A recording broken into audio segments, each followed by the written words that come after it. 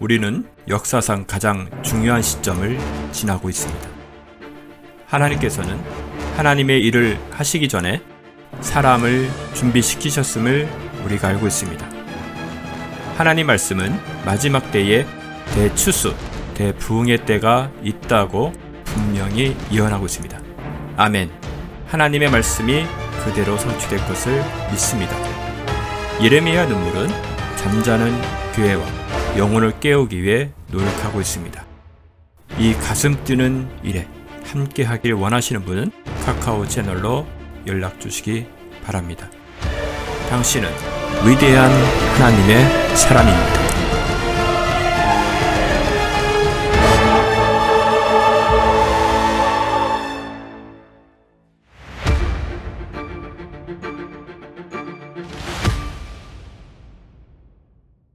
예, 샬롬, 반갑습니다. 목요일마다 이렇게 얼굴 뵈니까 너무너무 반갑고 좋습니다. 오늘은 말라기 2장 1절에서 9절 함께 합독하시겠습니다. 제가 성경 읽어드릴게요. 말라기서 2장 1절에서 9절입니다. 제사장들아, 이제 내 이 계명은 너희를 위한 것이니라.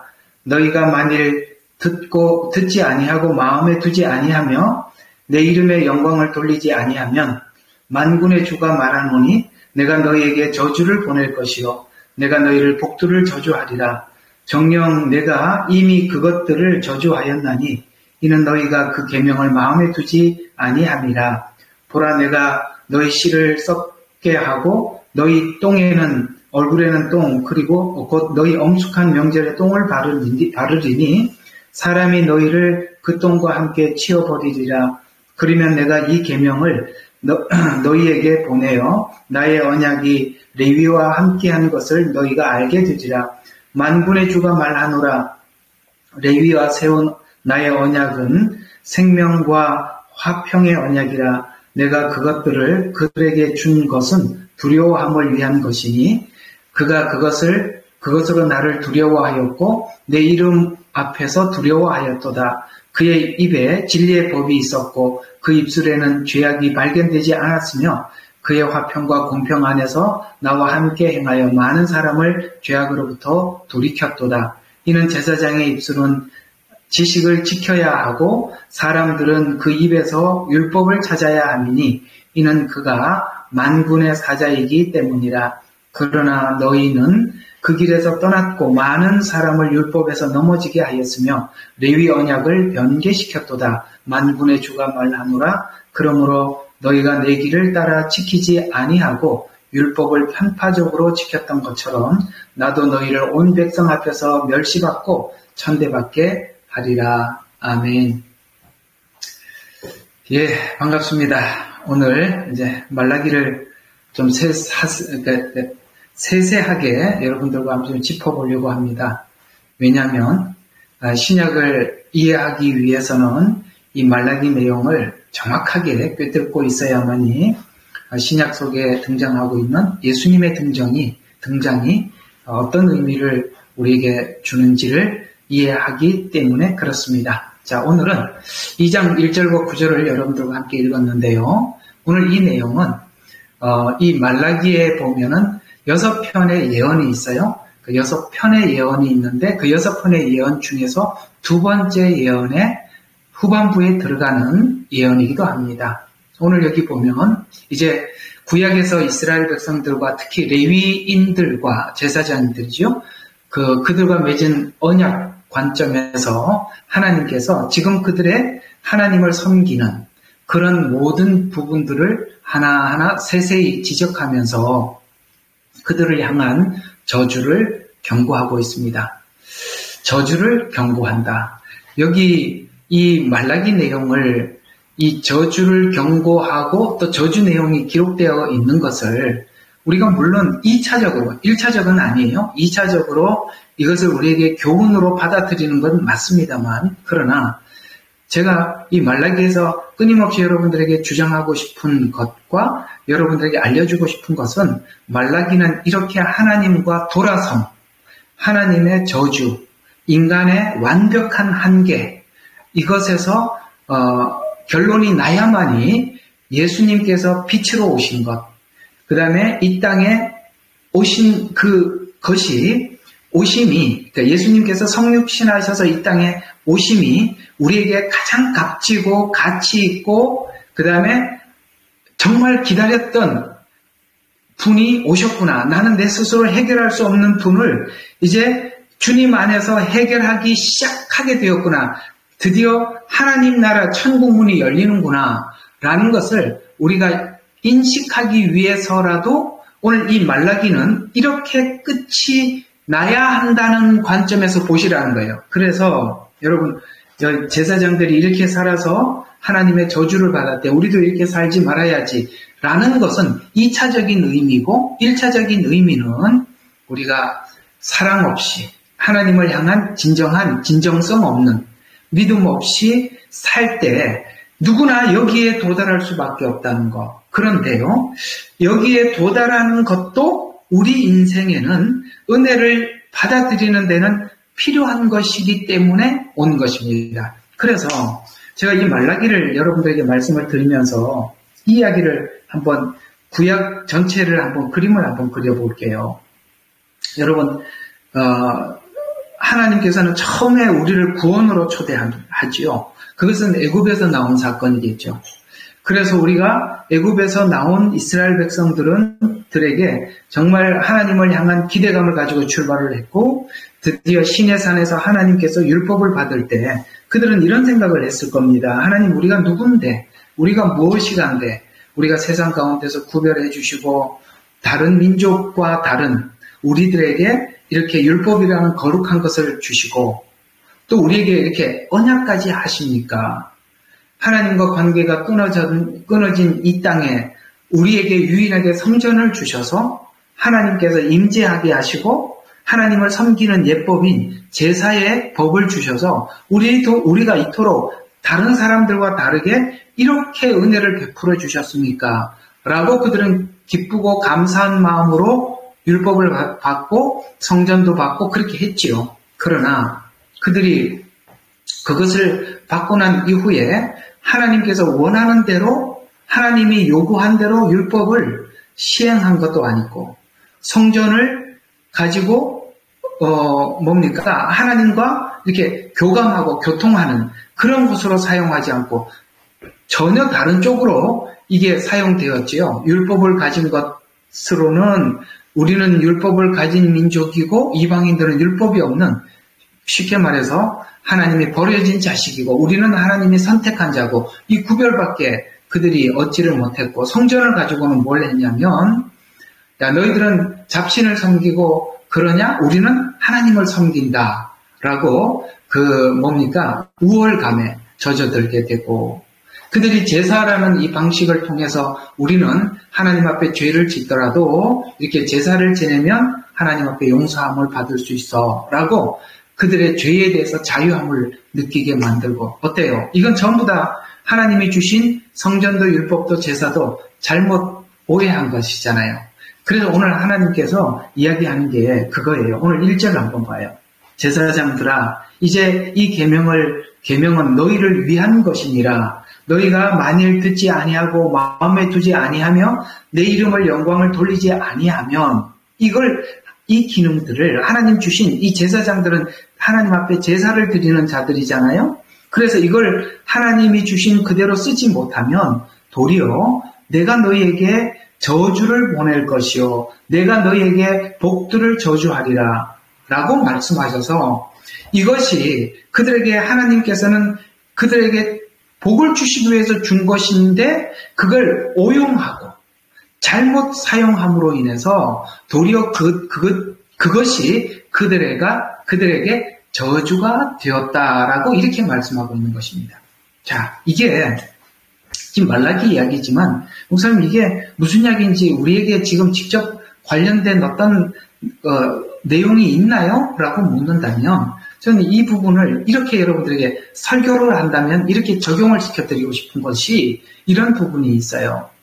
여러분, 도리어 내가 교회를 다닌다는 것, 그 다음에 성경이 열린다는 것. 남들은 성경을 모르는데 나는 성경이 더 많이 열린다는 것.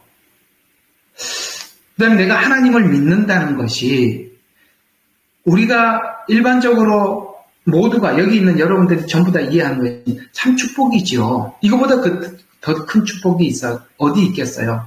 그런데 어떤 사람들은 보면 그가 교회 다닌다는 것, 그 다음에 하나님께서 남들에게 성경을 열어준 것이 그것이 하나님 앞에 축복이 아니라 도리어 저게 저주가 아닌가 이런 생각이 드는 사람들이 있더라 없더라 있더라는 거예요. 그것이 도리어 사람들과 차별을 만들고 자기를 교만하게 만들고 나는 너하고 특별히 다르게 이렇게 복을 받은 사람이야 라고 이런 식으로 갔다면 오늘 이스라엘 백성들이 하나님 앞에 오늘 여기 이것이 도리어 너희들에게 저주가 될 것이다. 나는 원래 너희들에게 이걸 줄 때는 복을 주려고 했지만 그것이 저주가 되었다라고 말하는 것과 같이 지금 우리 이스라엘의 형편을 알고 있잖아요. 그들은 선택한 민족이었고 그러나 우리 온 세상이 정상적인 신앙적인 관점에서 봤을 때 그들이 지금 받은 축복들을 제대로 누리는 것이 아니라 도리어 우리가 볼 때는 이건 정말 하나님 앞에 저주가 아닌가라는 생각이 든다 이 말이에요. 이해가 가십니까? 그래서 정상적인 복음, 정상적인 신앙을 가지면 우리가 하나님 앞에 감사하게 되고 이웃을 섬기게 되고 나보다 남을 낮추고 남을 섬기고 이렇게 해야 이게 정상적인 신앙의 열매인데 차별로 가고 우월감으로 간다면 지금 그것이 너희들에게 주려고 했던 복이 내가 하나님 보실 때는 복이 된 것이 복으로 남아있는 것이 아니라 저주가 된 거 아니냐라고 하나님이 이렇게 묻고 있다는 것이죠. 사랑 없이 우리가 신앙의 하나님과 관계를 갖게 되면 그것이 복이 아니라 도리어 저주가 될 수 있다는 것에 대한 경고를 여러분과 저는 정말 심도 있게 오늘 이 본문 말씀을 받아들여야 하는 것입니다. 그래서 하나님께서 너는 이건 저주야. 그래서 저주라고 해서 하나님을 잘라버리고 버리는 것이 아니라 이제 이것을 바꾸는 작업을 하시겠대요. 바꾸는 작업. 지금 그들이 받은 것이 복을 주려고 했지만은 잘못 오용해서 저주가 되었는데 그래서 이 저주니까 버리는 것이 아니라 하나님께서 지금 이렇게 내가 저주가 되었구나라고 느끼고 있는 이것을 하나님이 복으로 전환시키기 위해서 3절에 이렇게 한답니다. 3절 한번 봅시다. 보라, 내가 너희 씨를 썩게 하고 너희 얼굴에는 똥, 곧 엄숙한 명절에 똥을 바르리니 사람이 너희를 그 똥과 함께 치워버리리라. 똥이라는 말이 계속 나와요. 여러분, 사랑 없이 만들어낸 종교성은 똥에 지나지 않는답니다. 다시 한번요. 사랑 없이 만든 믿음, 사랑 없이 만든 종교성은 그래서 얼굴에다 발라서 사람들에게 저게 우리가 봐도 저거는 아니다 라고 생각하고 있는데 하나님 거기다 똥을 발라버려서 거룩한 존재가 아니라 옆에 칼 수 없는 그 냄새 때문에 칼 수 없는 이런 사람으로 만들어서 그 비참하게 만들어 버릴 것이다. 여러분, 우리가 하나님 사랑 없이 주님을 섬기다 보면 이 지점에 와서 오늘 이 3절이 말하고 있는 이 3절의 마음이 우리 가운데 느껴질 때가 참 많이 있어요. 사랑 없이 주님을 형식적으로 의식적으로 섬기는 우리들을 바라볼 때 이거는 지금 똥이 아니냐 이런 생각이 들 때가 있더라는 것이죠. 그래서 이것을 하나님께서 그냥 버리는 것이 아니라 똥과 함께 어떻게 하겠다고요? 치워버릴 것이다. 어떻게 치워버리느냐? 바로 이 얘기가 예수님께서 오셔서 아사셀 염소로 십자가, 그러니까 성 밖에서 골고다에서 죽었던 그 사건을 우리에게 말씀하고 있는 것입니다. 여러분, 우리 아시다시피 대속죄일이 되면 아사셀이라는 한 염소를 선택을 해서 그것을 진 밖에 버리죠. 성 밖에 버립니다. 그래서 무아지경으로 가게 만듭니다. 그래서 그가 그 광야로 가다가 보면, 혼자서 이제 가다 보면 어떤 사나운 짐승에게 죽임을 당하게 되죠. 그걸 보고 우리는 아사셀 염소, 6월절 때 드리는 그 제사 중에 아사셀 염소가 있습니다. 그래서 그 아사셀 염소를 바로 예수님을 상징하고 있는데, 예수님은 성 밖에, 예루살렘 성 밖에서 십자가에 죽으심으로써 우리가 가지고 있는 하나님을 사랑하지 않는 믿음, 하나님과 사랑의 관계 속에서 만들어지지 않는 믿음, 사랑의 관계 속에서 만들어지지 않는 종교성을 예수님은 십자가를 지시고 성 밖에, 예루살렘 성 밖에 다 거기서 버림으로써 우리가 하나님과의 우리의 관계를 새롭게 정립시켜줬는데, 그게 뭐냐? 사랑이라는 관계 속에서 하나님을 믿도록, 하나님과 관계를 갖도록 이렇게 정립시켜 주셨다는 것이죠. 그렇습니다. 우리가 하나님을 의지적으로, 인간적으로, 형식적으로는 섬길 수 없어요. 그렇게 섬기다 보면 말라기 이 지점에 도착할 수밖에 없는데 그 모든 것을 회복시키는 능력, 그것은 사랑입니다. 사랑만이 우리가 하나님과 우리 관계를 시들지 않게 한답니다. 고린도전서 13장 8절과 13절이 바로 그 얘기입니다. 사랑은 시들지 아니하며 예언도 방언도 지식도 끝날 것. 예언, 방언, 지식도 전부 다 하나님의 사랑으로 안내하기 위한 안내자에 불과한 것이지, 그것은 본질이 아니기 때문에, 그래서 끝날 것이기 때문이라. 온전한 것이 오면, 이 온전한 것이 뭘까요? 지금 고린도전서 13장은 바로 사랑이죠. 오늘 말라기식으로 표현하자면 그들이 지금 하나님이 사랑한다라고 얘기했더니 어떻게 사랑했습니까? 사랑에 대해서 하나님은 사랑하고 있지만 받는 쪽에서는 전혀 사랑을 감지하지 못했었어요. 그것이 바로 사랑이라고 말하고 고린도전서에 온전한 것이라고 말합니다. 그래서 온전한 것이 오면 그때는 부분적으로 알던 것, 예언도 부분적이고 방언도 부분적이고 지식도 부분적이잖아요. 그래서 이 부분적으로 알던 것이 끝날 것이기 때문이라, 내가 어렸을 때는 어린아이같이 말하고 어린아이같이 이해하고 어린아이같이 생각한대요. 여러분, 이게 어린아이라는 말이 계속 반복되는 그 뜻은 이런 겁니다. 하나님은 사랑한다고 이야기를 하지만 이스라엘 백성들은 알아듣지 못해요. 왜 알아듣지 못하느냐면 딱 이유가 한 가지입니다. 너무나도 자기중심적으로 하나님의 말을 듣기 때문에, 이 말을 알아들을 수가 없어요. 그래서 어린아이같이 말하고 어린아이같이 이해하고 너무나도 자기중심적으로 생각한다는 것이죠.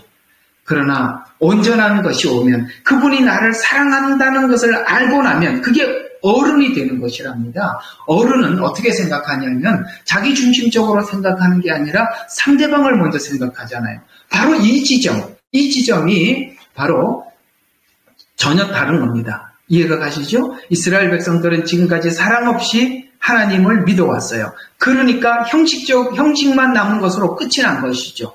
그러나 온전한 것이 오면, 주님이 오시면 어떻게 됩니까? 어린아이 일들을 버렸노라. 지금은 우리가 유리를 통해 희미하게 보니 그때는 얼굴과 얼굴을 마주볼 것이요, 지금은 내가 부분적으로 아나 그때에는 내가 알려진 것처럼 알게 되리라. 여기 지금과 그때, 지금 그때 이런 말들은 지금 구약으로 표현하자면 말라기로 표현하자면 초림을 이야기할 것이고, 지금 여기 저와 여러분이 지금 시대로 이 교회 시대에는 하나님을 알려주기 위해서, 하나님 되심을 알려주기 위해서 때로는 방언으로, 때로는 예언으로, 때로는 지식으로 하나님을 부분적으로 알려주지만, 그렇게 알려주어서 우리가 하나님의 사랑의 관계 속에 들어가게 되면 이런 것들은 전부 다 부분적이라는 것을 알게 되고, 온전한 것이 오게 되면 뭡니까? 얼굴과 얼굴을 대하여 보게 되고 주님을 알게 된다는 것이죠. 또 그것이 지금 우리가 초림을 본 초림 안에서 우리가 믿는 우리들이라면 다시 오실 재림주 앞에 서게 되면 온전한 것이 되겠죠. 그러니까 구약으로 보면 초림이 있고, 초림을 본 믿음을 가지고 있는 우리로 보면 다시 오실 주님, 재림한 주님을 그때 얼굴과 얼굴을 대하여 볼 때 그래서 우리가 천국에 가면 우리가 불완전한 믿음이 완전해진다고 성경은 말씀하고 있는 것이죠. 그래서 우리는 구약과 신약을 넘어서서 주님의 재림, 그때 되면 모든 것이 온전해지는데, 지금 우리가 가지고 있는 믿음은 믿음도 있고 소망도 있고 사랑도 있죠. 이 세 가지가 다 있는데, 믿음도 주님을 만나면 필요가 없는 거예요. 왜요? 오기 전까지 믿음이 필요한 거지. 소망도 그렇습니다. 오시면 소망이 무슨 필요가 있어요? 당사자가 앞에 섰는데. 그래서 믿음도 끝이 나고 소망도 끝이 나지만 한 가지만 남는데요. 뭐죠? 바로 사랑 하나만 남는다는 거죠. 그래서 하나님은 저와 여러분에게 사랑을 심어주기를 원하는 거예요. 그래서 말라기가 이렇게 하나님은 너를 사랑한다라고 얘기를 했지만 그들은 그걸 못 알아듣잖아요. 그래서 말라기에 이렇게 무너진 사건을 통해서 하나님께서는 마태복음을 활짝 열어주시는 것이죠. 이게 지금 사랑 없이 믿음 생활했을 때 하나님 앞에 이것이 율법과 성전과 그 다음에 그들에게 제사가 축복이 아니라 이걸 회복할 길이 우리 인간에게는 없구나라는 것이 말라기 이야기라면 마태복음은요, 그걸 회복시켜줄 예수님이 오셨다라는 이 마태복음을 열기 위해서 말라기의 이 절망적인 어둠을 우리에게 말씀해주고 있는 것이죠. 신약에 예수님이 오셨을 때도 12제자가, 여러분, 예수님이 십자가에 못 박혀 죽으실 때 제자들은 다 도망을 갔고, 그 다음에 예수님을 끝까지 지키겠다는 베드로는 저주하며 예수님을 저주했었어요. 그러나 마태복음 21장에, 요한복음 21장에 예수님께서 오셔서 요한의 아들 시몬아, 네가 나를 뭐라고 물어요? 사랑하느냐? 말라기에도 사랑했노라. 여기도 사랑하느냐라고 물었지요. 그리고 베드로가 대답을 하죠. 내가 주를 사랑하는 줄 주께서 아시나이다. 그 사랑의 관계에서 말라기에서 사랑했다. 그러나 우리가 어떻게 사랑했는지 모르겠습니다가 요한복음 3장 16절에 하나님이 세상을 이처럼 사랑하사 사랑을 확증시켜 주었고, 예수님 제자인 베드로에게 내가 주를 사랑하는 줄 주께서 아십니다라는 말을 넘어서서 사도행전이 열리는 것처럼 바로 이 지점이 저와 여러분의 신앙생활 속에 굉장히 중요한 지점이라고 우리에게 하나님은 지금 말씀해주고 있는 것입니다. 여러분, 제가 이 말을 하는 거 여러분들 함께 공감하시지요? 내가 사랑 없이 신앙생활을 하고 사랑 없이 하나님과 내가 사랑 없이 만든 믿음들이 전부 다 무너진다는 것을 우리가 뼈저리게 경험을 해야 내 의지를 저버리고 뭡니까? 오직 예수 그리스도 그분만을 추구하고 그분만을 바라보는 신앙 안에서 우리는 그 사랑의 관계 속에서 믿음이 쌓여가고 소망이 쌓여가는 거고 우리 모든 신앙의 질서가 잡혀간다는 거. 그러기 위해서는 우리 이 말라기라는 이 지점에는 필연적으로 와야 한다라고 하나님께서 말씀하고 있는 것입니다. 그래서 여러분들이 어쩌면 정말 주님을 만났고 주님을 따라가겠다고 결심하고 쫓아왔었을 것입니다. 그래서 쫓아오고 난 이후에 오늘 이 말라기 같은 무너짐의 경험은 대부분 여러분과 제가 인생 속에서 한두 번쯤 있게 된 것이 이상한 일이 아니라 오직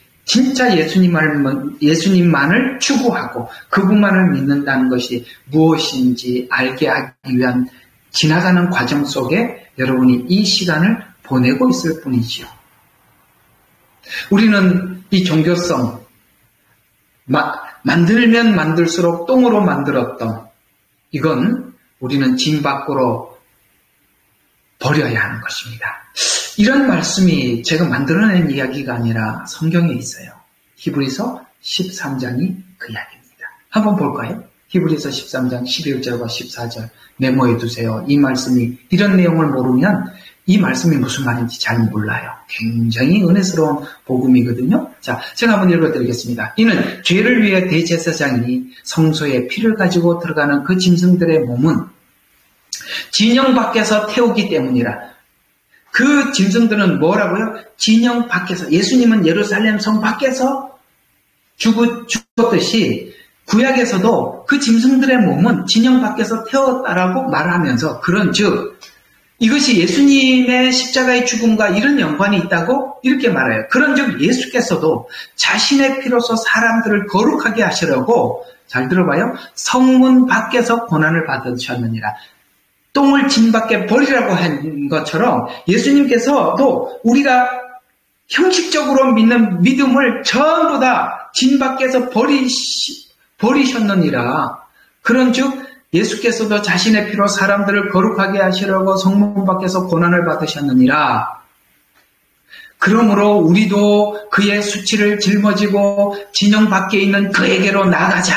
무슨 말입니까? 우리의 거짓된 종교성, 그런 걸 다 버리고 오직 하나님께서 우리에게 주신 은혜를 구하러 나가자. 새 언약을 붙잡고 나가자. 이런 얘기예요. 그에게로 나가자.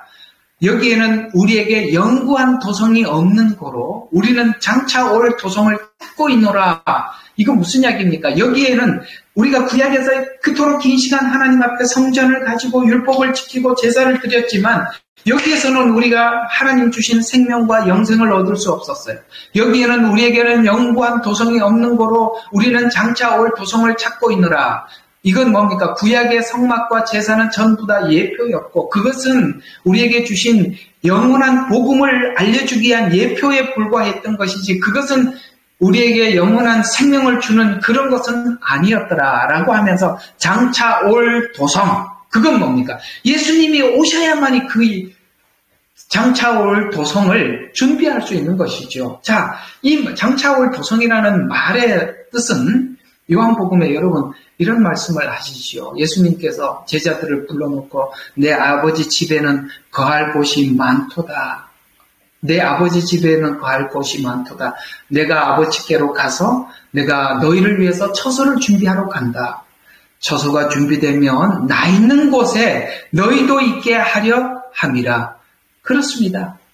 구약은 완전한 제사가 될 수가 없어요. 완전한 우리의 죄를 용서할 수가 없어요. 예수님의 피만이 우리의 완전한 죄를 용서할 수 있게 되는데, 그것이 바로 예수님께서 우리를 어떻게 사랑하셨는지, 십자가에서 우리를 어떻게 구원하셨는지 그걸 아는 믿음 안에서만이 그것이 완성된다라고 우리에게 그렇게 말씀하시면서, 저와 여러분은 이제는 구약적으로 믿는다는 말 이제 알아들으셨죠? 형식적이고 종교적인, 외식적이고 일시적인, 형식적인 그 모든 것을 다 버리고 오직 주 예수 그리스도, 그분을, 우리를 사랑하신 그분을 쫓아 따라가기 위해 이제 우리를 위해서 처소를 예비하러 가신 그 주님을 바라보고 오늘도 신부로서 우리가 단장된 그런 삶을 살아가게 됩니다. 여러분, 구약이 지금 내내 이 긴 역사를 통해서 하나님께서 간섭하시고 말씀해 주셨더라면,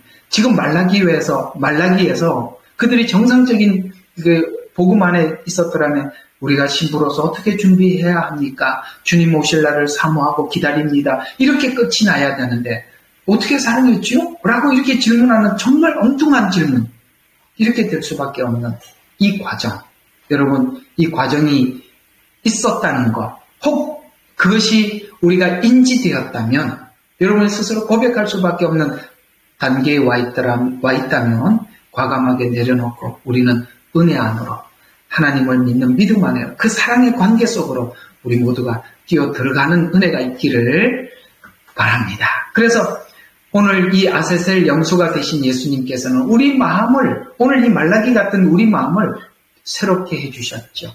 그래서 인간 스스로 해결할 수 없는 죄의 한계, 속죄를 통해서만이 가능했고, 속죄를 통해서만이 우리 마음이 변화될 수 있었고, 그러기 위해서는 주님은 이 땅에 오셔서 진 밖에서 고난을 당하셨고, 그래서 우리는 이제는 그 진 밖으로 나가자라고 이 히브리서에서 말씀하고 있는 진 밖으로 나가자는 이 말은 이제는 형식과 외식을 버리고 정말 하나님의 은혜의 문을 열고 나가자라고 우리에게 그렇게 외치고 있는 것입니다. 4절을 한번 계속 보겠습니다. 그러면 내가 이 계명을 너희에게 보내어 나의 언약이 레위와 함께 한 것을 너희가 알게 되리라. 주가 말하노라. 자, 그래서 주님께서 오셔서 진 밖으로 나가서 그런 형식이고 외식적인 이런 신앙의 모든 것을 다 벗어버리고 이제 예수님이 오셔서 그 사랑의 관계 속에 들어올 때 지난날 레위인과 가졌던 그 언약이 지속될 수 있다라고 우리에게 말씀하고 있는 것입니다. 그렇습니다. 베드로가 고백했지요. 주는 그리스도여 살아계신 하나님의 아들이라. 예수님은 그것을 완성하기 위해서는 내가 대제사장들과 서기관들과 그 다음에 그들에게 내가 죽어야 한다라고 말을 했을 때 베드로가 그리하지 마옵소서. 내가 그 일을 맡겠습니다. 내가 그 일을 해결하겠습니다. 라고 했지만 예수님은 십자가에 죽으셨죠. 그리고 그는 가장 절망적인 상황에 있을 때 주님은 다시 오셔서 그 십자가에 죽기 전에 말씀하셨던 그 언약, 이것은 내 살이라 내 피라. 그래서 베드로가 돌아서서 저주하고 돌아서고 난 이후에 이 언약이 파괴된 것이 아니라 주님은 그 언약을 여전히 유효하게 하셔서 찾아오셔서 다시 한번 그 베드로에게 사명을 맡겨주고 그 베드로는 그 일을 완성했던 것처럼 오늘 이 말라기의 절망적인 상태, 서로가 돌아선 것 같은 이 상태에서 예수님은 십자가에서 죽으셔서 우리를 의롭다고 하시고 칭의로 하나님 그렇습니다. 우리는 우리 스스로 의롭게 될 수가 없습니다. 주님께서 우리를 의롭게 하셔야만이 우리는 의롭게 됩니다라는 것을 베드로가 인지하고 그 베드로가 완전히 바뀐 것처럼 주님은 우리의 지난날 이런 모든 것들을 다 벗어 던져버려 주셨대요. 그 말이 스가랴서 5장에 나와요. 스가랴서 말라기 앞에 있거든요.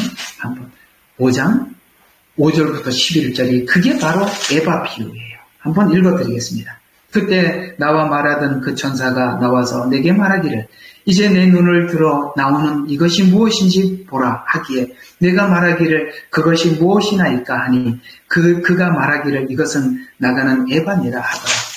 그가 또 말하기를 이것은 온 땅에 퍼진 그들의 모양이라. 보라 납 한 달란트가 들여 올려졌는데 이것이 에바 가운데 앉은 한 여인이라. 그가 말하기를 이것은 악한 것이라 하고 그가 그것을 에바 가운데다 던지고 납덩어리를 그 입 위에 던지니라.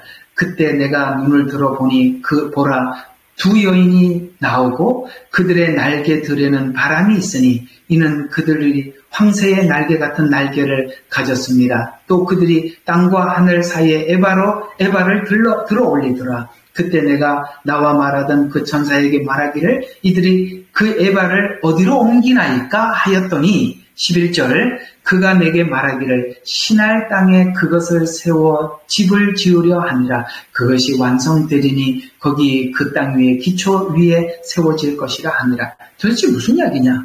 이런 이야기입니다. 지금 이스라엘의 죄는 너무나도 무겁고 중해요. 이것을 해결할 길이 없어요. 그래서 하나님께서 이 두 여인을 보내서 이 항아리에다가 죄를 담고 그 다음에 거기다가 납덩어리를 묶어서 독수리가 날개를 하는 이 여인이 이걸 죄를 담아서 어떻게 하느냐면 신할 땅으로 옮기죠. 여러분 신할 땅은 바벨론이에요.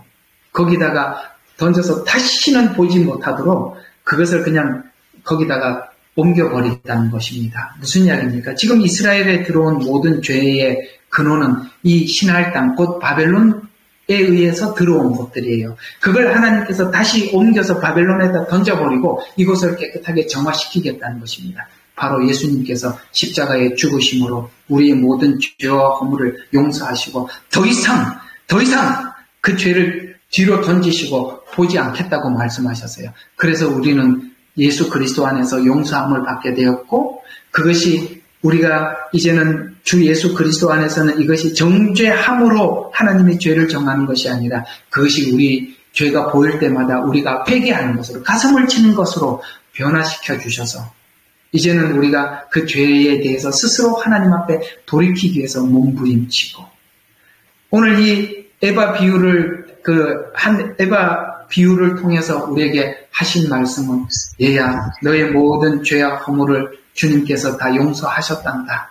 그러므로 너는 더 이상 정죄감 속에 구하지 말고 너의 모든 죄를 회개함으로 새롭게 하라. 왜요? 이제 우리는 그리스도 예수 안에는 정죄함이 없고 주님께서는 우리의 죄를 용서해 주셨거든요.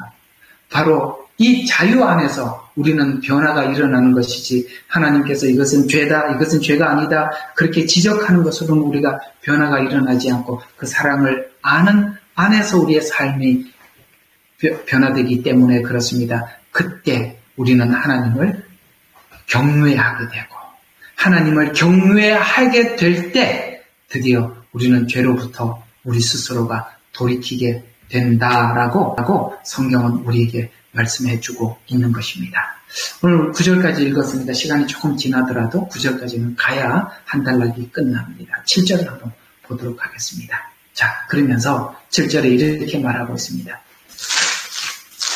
말라기서 2장 7절, 이는 제사장들의 입술은 지식을 지켜야 하고 사람들은 그 입에서 율법을 찾아야 함이니 이는 그가 만군의 주의 사자이기 때문이라. 사람들에게 맞습니다. 우리는 지식을 찾아야 하고 하나님의 율법을 찾아야 하는데, 그걸 지금 이 제사장들을 통해서는 할 수가 없었어요. 우리 주님께서 이 땅에 오심으로 인해서 우리는 이제 드디어 그것을 찾기 시작했지. 우리 스스로 이제는 하나님을 구하고 하나님을 찾게 만들었던 것이죠.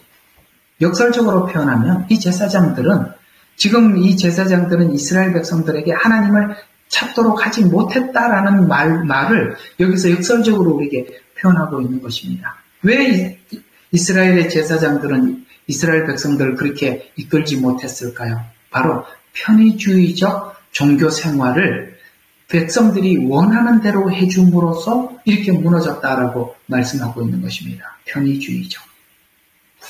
여기서 사실 이제 오늘날 목회자들의 책임감을, 소명의식을 우리가 느끼게 만드는 것이죠.